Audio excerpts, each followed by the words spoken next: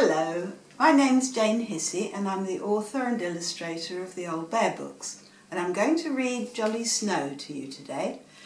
And I've got all the characters sitting here listening, and I'm going to introduce them to you after I've read the story. So here's the book Jolly Snow, and this is all about Jolly Tall the giraffe. It was cold and grey outside. Jolly Tall the giraffe was gazing out of the window. "Are you waiting for something?" asked Rabbit. "I'm waiting for it to snow," said Jolly. "I've never seen snow." "I know where there's some," said Little Bear. He hurried away and returned with a large glass bubble. Inside, a little house and a tree were covered in tiny snowflakes. Jolly stared at the snow. "It's very pretty," he said, "but what can you do with it?" "You can make snowballs," said Little Bear. "And slide on it," said Zebra. "Or jump in it," said Rabbit, "and make footprints." "There doesn't look enough of it for that," said Jolly. Holding the glass bubble tightly, Little Bear jumped up and down. The snowflakes rushed around inside the glass. "Look at it now," he cried. "There's not enough to make a snowball," said Jolly. "And you can't get it out," grumbled Duck. "I know where there's lots of snow," said Zebra.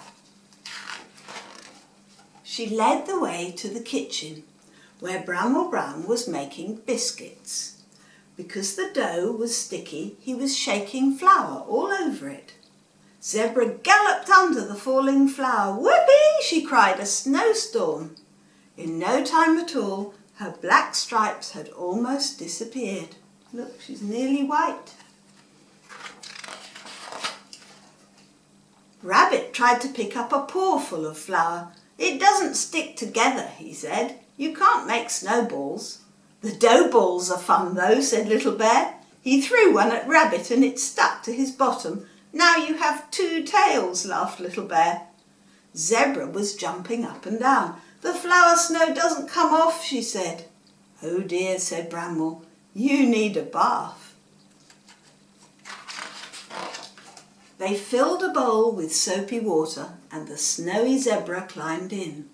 She splashed and splashed and bubbles went everywhere. "Snow bubbles!" cried Little Bear, popping them with his paws. "Your bath is full of them." Can you see all the bubbles?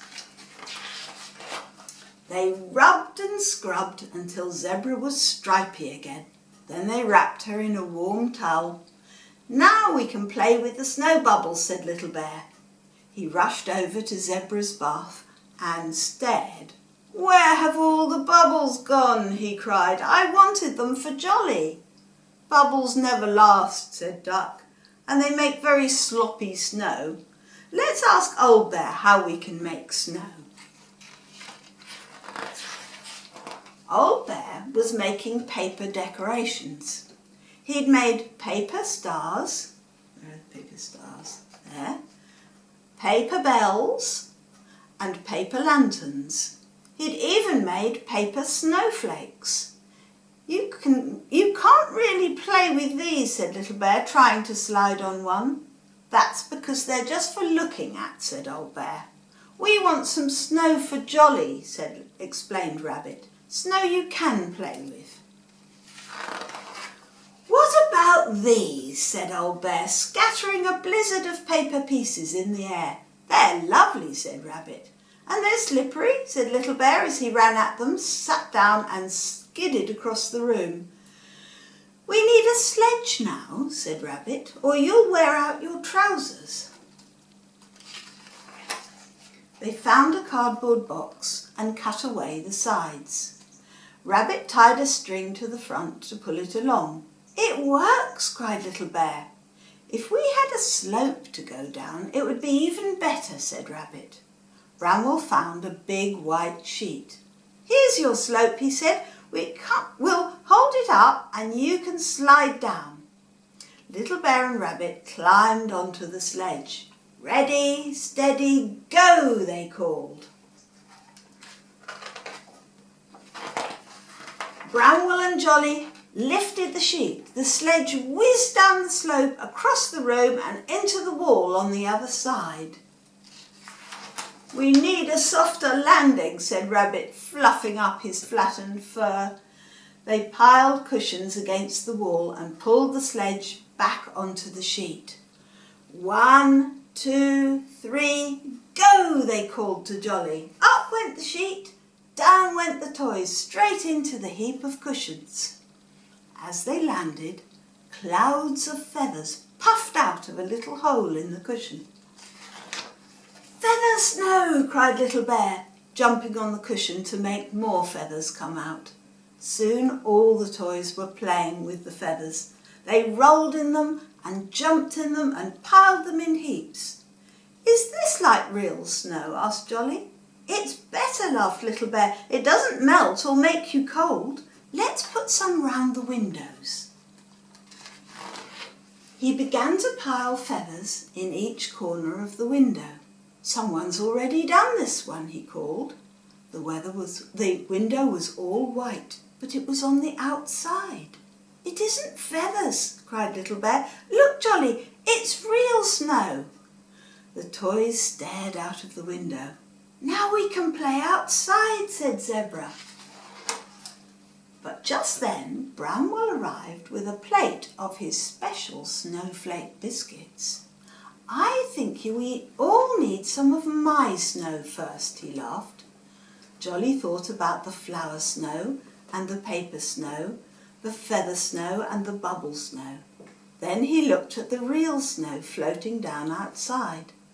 "I like all kinds of snow," he announced.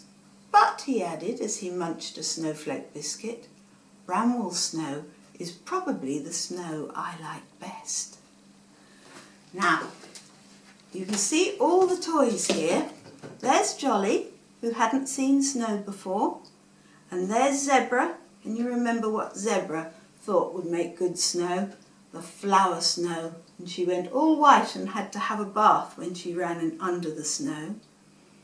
And Little Bear found a snow globe, didn't he, and thought that that would be good snow for Jolly, but he couldn't get the snow out. And Bramwell Brown made snowflake biscuits for all the toys. But I've got other toys here. There's Hoot isn't in this story, but there she is. And there's Old Bear, who made paper pieces and lots of decorations for the other toys. And there's Camel, who isn't in this story, but is in lots of the others. There's Rabbit and Duck and Splash the seal and Ruff the little dog. So I hope you enjoyed that story, and I hope you get some real snow.